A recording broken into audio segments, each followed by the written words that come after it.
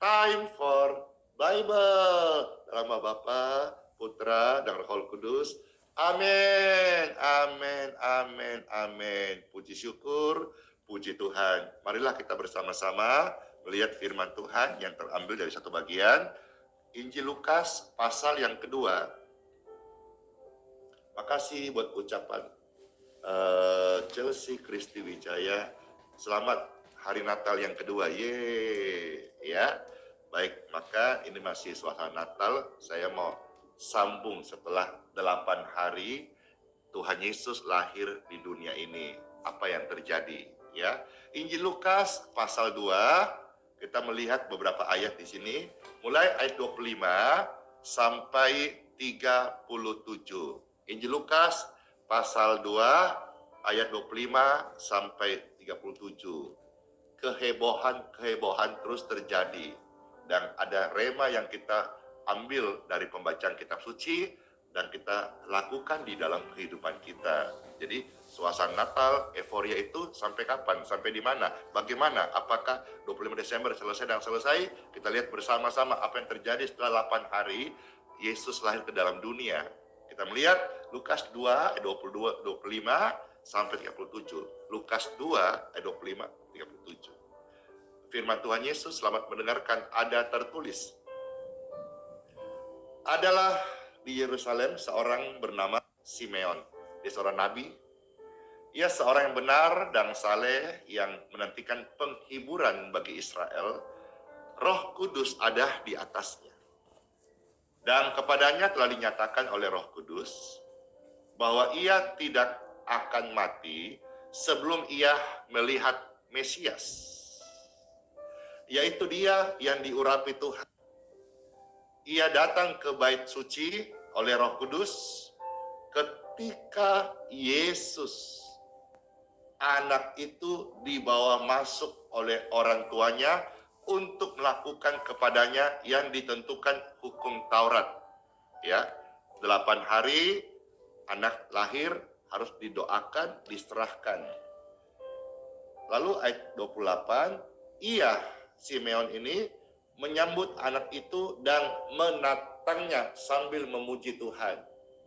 Katanya, sekarang Tuhan, biarkanlah hamba-Mu ini pergi. Maksudnya, dia sudah siap untuk tinggalkan dunia ini karena dia melihat apa yang Tuhan janjikan ada di depannya. Dalam damai sejahtera sesuai dengan firman-Mu, ayat 30, sebab mataku telah melihat keselamatan daripadamu. Si Nabi Simeon, dia melihat Yesus adalah juru selamat sejak umur 8 hari. Yang telah Engkau sediakan di hadapan segala bangsa, yaitu terang yang menjadi penyataan bagi bangsa-bangsa lain dan menjadi kemuliaan bagi umat-Mu Israel. Jadi bangsa lain tidak boleh iri, nggak boleh cemburu, karena umat pilihan Alkitab mencatat Israel, ya. Dan bapa serta ibunya amat heran akan segala apa yang dikatakan tentang dia. Lalu Simeon memberkati mereka dan berkata kepada Maria, ibu anak itu, sesungguhnya anak ini ditentukan untuk menjatuhkan atau membangkitkan banyak orang di Israel, dan untuk menjadi suatu tanda yang menimbulkan perbantahan. Maksudnya hadirnya juru selamat Yesus Kristus itu pro dan kontra, ya, menimbulkan perbantahan. Bahkan sampai hari ini ada yang percaya Yesus sebagai Tuhan, ada bahkan yang tidak percaya, bahkan ada sebagian kecil yang berani kasih tinju kepada Yesus. Wah, ini sangat-sangat ironis, ya. Ayat 35, dan suatu pedang akan menembus jiwamu sendiri, supaya menjadi nyata pikiran hati banyak orang. Lagi pula, ayat 36, di situ ada Hana. Hana ini adalah seorang nabi perempuan. Kalau Simeon tadi adalah nabi laki-laki. anak Fanuel dari suku Asyir. Ia sudah sangat lanjut umurnya. Sesudah kawin, Hana ini hidup 7 tahun lamanya bersama suaminya. Dan sekarang ia janda dan berapa umurnya? Umurnya 84 tahun. 84 tahun. Ini janda, benar-benar janda tua ya. Kalau janda umur 40 itu namanya janda muda atau janda kembang ya.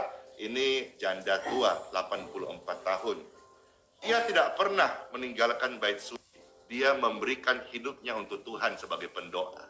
Hana ini siang dan malam beribadah dengan berpuasa dan berdoa. Yang dengar live ini atau video ini, kalau engkau seorang janda ditinggal mati, meninggal oleh suamimu, berikanlah waktumu, hidupmu untuk Tuhan sebagai pendoa. Bangunlah mesbah setiap saat, biar hidupmu yang Tuhan masih anugerahkan menjadi menyenangkan hati Tuhan Yesus, seperti contoh daripada kehidupan Hana ini. Ya, dia sudah umur 84 tahun, dia menyerahkan hidupnya siang dan malam beribadah, berpuasa dan berdoa. Jangan kayak istilah lagu tua-tua keladi, ya. Makin tua makin jadi, giginya tinggal 2 tapi cucunya segudang. Kita mencontoh apa yang Roh Kudus ilhamkan di Alkitab. Makin tua, makin dekatkan diri sama Tuhan. Jangan kita melihat dunia glamor hari ini, makin tua, makin jadi. Tidak mau tua, menolak tua, rambut putih disemir hitam. Syukur kalau hitam. Coklat, merah, biru. Ya, alis sudah turun, ya sudah, itulah mahkota tua. Tapi ditarik sana, digunduling, disulang, dilukis, ya. Ya itulah, saya tidak mau ngomong lebih jauh lagi, tapi saya ingatkan, tuanya kita itu sebagai alarm kita dekat-dekat sama Tuhan. Ya, saya bersyukur hari ini pelayanan ini menjangkau juga cukup banyak ya anak-anak muda. Memang tidak sebanyak anak muda yang dijangkau oleh hamba-hamba Tuhan, dikasih Tuhan panggilan untuk melayani orang-orang muda. Katakanlah di Indonesia ada Pastor Philip Mantova yang Tuhan pakai dia menjangkau anak-anak muda, dan juga banyak hamba Tuhan yang sekarang lagi bergumul kesehatannya, seperti katakan pendeta Dr. Ersabdono, boleh dipakai karunia Tuhan untuk mengajar umat menjadi pribadi yang selalu hidup kudus, hidup suci, puji syukur. Ataukah ada hamba Tuhan yang juga besar Tuhan pakai, sudah almarhum pendeta Dr. Alex Abraham Tanusaputra. Beliau Tuhan pakai untuk memultiplikasikan gereja sehingga banyak pelayanan terbuka. Saya bersyukur sekalipun saya masih banyak belajar, tapi saya melihat ada aja anak-anak muda juga yang bisa datang ke pelayanan ini memberikan hatinya untuk Tuhan Yesus. Ya, puji syukur. Jadi apalagi saudara yang sudah umur 60-70, marilah stop gosip, stop iri hati, stop lagi terlalu banyak mode, terlalu banyak gaya, terlalu banyak acara-acara pesta duniawi, arisan. Sudah Jo, kurangi semua itu ya. Hiduplah untuk Tuhan, persembahkan hidupmu untuk Tuhan. Waktu yang ada perbanyak ibadah, perbanyak, kalau ada bisa kuat puasa-puasa 3 jam kah, 6 jam kah, begitu ya. Lanjut ayat 38. Dan Hana ini memberi contoh, dan saya mau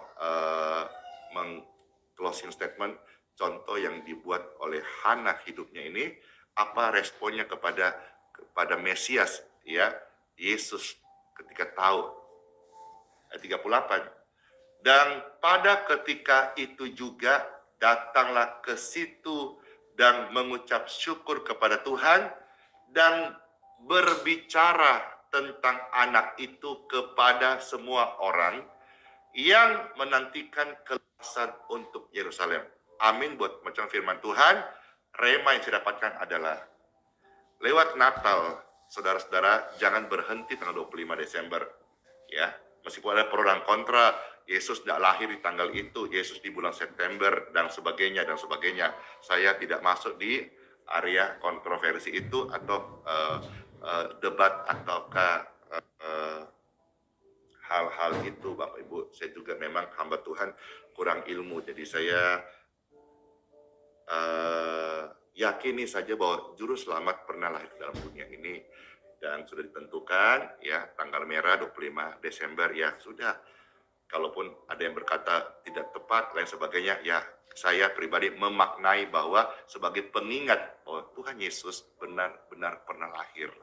Mengenai tanggal tepatnya dan sebagainya, biarlah orang-orang apologet mungkin, atau orang pakar-pakar teologi, pakar sejarah yang nanti bisa menjelaskan begitu. Ya, saya pun mau belajar. Tapi di sini kita melihat Bapak Ibu terkasih, Hana ini dia itu berbicara tentang anak itu. Siapa anak itu? Yesus. Dia bicara tentang Yesus kepada semua orang yang menantikan kelepasan. Nah, remanya adalah hari ini masih ada di sekitar kita, masih ada begitu banyak orang yang menantikan kelepasan, menantikan keselamatan, menantikan kesembuhan. Marilah, sebagai rema dan penutup daripada renungan hari ini, Natal sudah berlalu, momentum masih ada, suasana Natal sepanjang minggu ini biasanya sampai awal Januari atau tutup tahun. Tapi please, rema ini patut dalam hati kita masing-masing. Meskipun Natal sudah berlalu, tapi janganlah berhenti membicarakan tentang Tuhan Yesus. Jangan berhenti bicara tentang kasih-Nya. Jangan berhenti bicarakan tentang pertolongannya. Jangan berhenti bicara tentang kuasanya. Jangan berhenti bicara tentang pengampunannya. Jangan berhenti bicara tentang keselamatan yang daripadanya. Jangan berhenti bicara tentang pengorbanannya. Jangan berhenti bicara tentang pedulinya dia kepada kita semua. Jangan berhenti.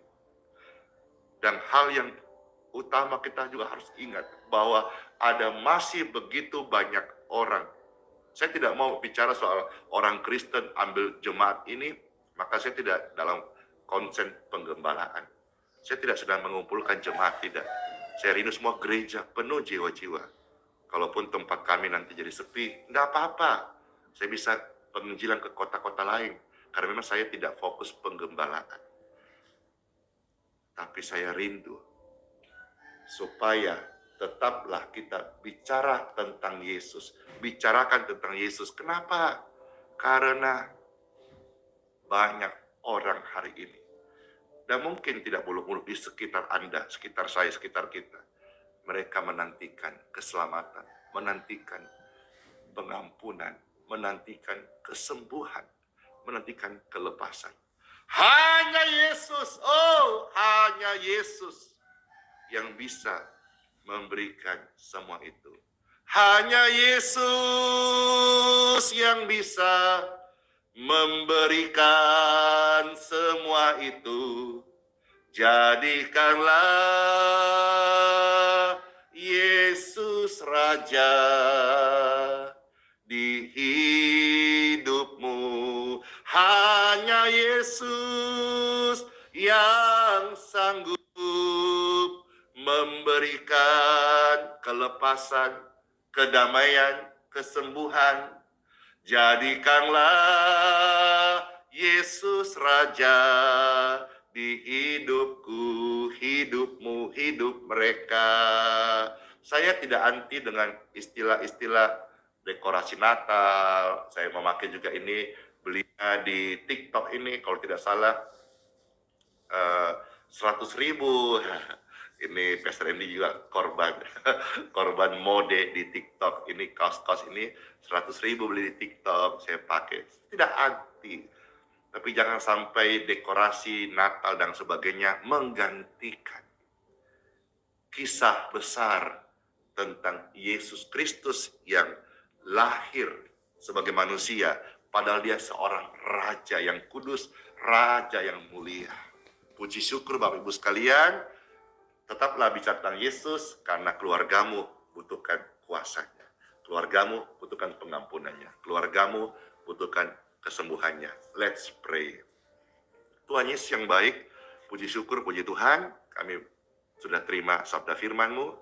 Diberkatilah Engkau Tuhan dalam kemuliaan-Mu yang sudah mencurahkan rema, isi hati-Mu kepada setiap kami. Terima kasih, biarlah setiap pribadi yang mendengarkan ini, mereka tetap akan bicara tentang Yesus. Baik atau kurang baik keadaannya, mereka akan tetap menceritakan tentang Yesus, karena kami tahu di sekitar kami ada begitu banyak orang yang butuh cerita tentang Yesus. Ada begitu banyak orang yang butuh kesaksian tentang nama Yesus, pribadi Yesus yang penuh kasih. Pakailah kami Tuhan, dan urapan yang baru mengalirlah kepada setiap kami, bahkan kepada orang-orang sakit yang mau berjanji untuk hidupnya dia beri untuk Tuhan Yesus. Pakailah mereka, urapilah mereka dengan urapan kesembuhan, dan mereka boleh sehat, dan mereka memberikan nasarnya, janjinya saat ini untuk melayani Tuhan Yesus. Saya berdoa bagi setiap kami tanpa terkecuali, khusus yang sudah tua, yang sudah banyak umurnya, yang sudah sepuh, yang sudah senior, mereka benar-benar memberikan hatinya untuk Tuhan Yesus. Jangan lagi nikmatnya dunia, euforia, jumawa, hidup pesta pora, jangan lagi ada di antara mereka. Biarlah mereka boleh mendapat rema dari kehidupan seorang nabi bernama Hana, yang di masa tuanya dia memberikan hatinya, waktunya untuk ibadah, berdoa, berpuasa, menyembah Tuhan. Terima kasih Tuhan, setiap rema firman yang kami baca menjadi bagian kehidupan kami masing-masing.